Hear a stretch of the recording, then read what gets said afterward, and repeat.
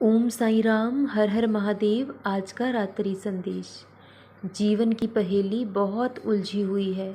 हम जितना सुलझाने की कोशिश करते हैं उतना ही उलझती चली जाती है। आप अकेले दुनिया में परेशान नहीं हैं। हर एक इंसान अपने जीवन की जंग लड़ रहा है।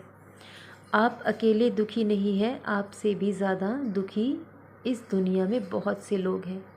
अगर आप उनके दुख को देखोगे तो आपको अपना दुख बहुत कम लगने लगेगा, क्योंकि हमारा जन्म किसी उद्देश्य से ही हुआ है। उस परमात्मा ने हमें इस धरती पर भेजा है। हम अपनी मर्जी से नहीं आए हैं। जब तक लक्ष्य पूर्ण नहीं हो जाता तब तक हमें इस धरती पर ही कष्ट और दुखों से लड़ना होगा। लेकिन फिर भी हम उस परमात्मा से क्या मांगते हैं? धन दौलत ऐशो आराम। अगर मांगना ही है तो उस परमात्मा को मांग लीजिए। अगर वो आपके साथ होंगे तो कुछ और मांगने की आवश्यकता ही नहीं होगी। अगर आपको मांगना ही है तो स्वस्थ शरीर मांगिए, निरोगी काया मांगिए। क्योंकि भले ही धन कम हो, लेकिन अगर आप स्वस्थ हैं, निरोग हैं, तो आप इस दुनिया के सबसे खुशनसीब इंसान हैं। दूसरी तरफ जितनी चाहे बेशुमार धन दौलत हो जाए, लेकिन अगर आप तन और मन से रोगी हैं तो आपको धन से क्या लाभ हो सकता है? क्या उपयोग कर सकते हैं आप उस धन का?